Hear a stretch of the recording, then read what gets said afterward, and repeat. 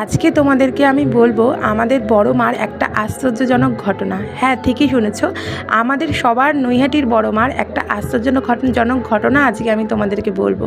তো মঙ্গলবার হঠাৎ করে আমাদের পাড়ায় এক মামা এসে নিমন্ত্রণ করে গেল তাদের বাড়িতে নাকি কালী পুজো।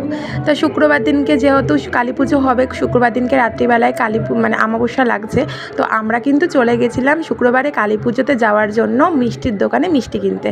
আর মিষ্টি কিনে নিয়ে এসে আমরা রেডি হয়ে বেরিয়ে পড়লাম সেই কালী পুজোর উদ্দেশ্যে।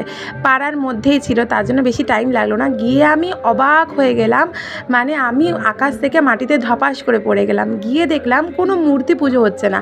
আমি তো আশ্চর্য হয়ে একটু সামনে এগিয়ে দেখি, ও মা, এ তো আমাদের বড় মা।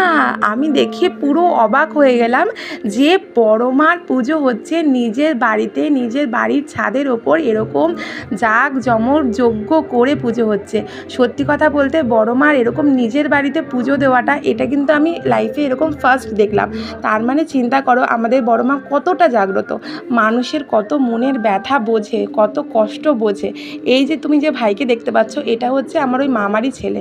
তো এই ভাই কিন্তু বড় মার উদ্দেশ্যে, বড় মার ওখানে গিয়ে নৈহাটিতে গিয়ে ভাইয়ের মনের কথা বলে বড় মাকে কিন্তু ডেকেছিল।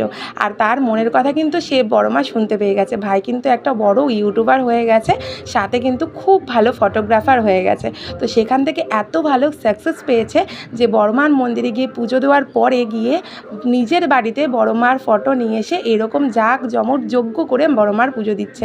আমি না ভীষণ পরিমাণে আনন্দ পেয়েছি যে আমাদের বড় মা এত জাগ্রত হয়ে গেছে যে মানুষের মনের কথা, মানুষের মনের কষ্ট কিন্তু সে অনায়াসেই শুনতে পেয়ে যাচ্ছে।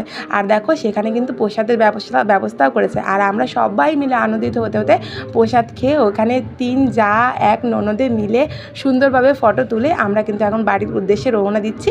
তো ভিডিওটা তোমাদের কেমন লাগলো প্লিজ আমাকে কমেন্ট করে জানিও। আর জয় মা বড় মা বলতে একদমই ভুলো না।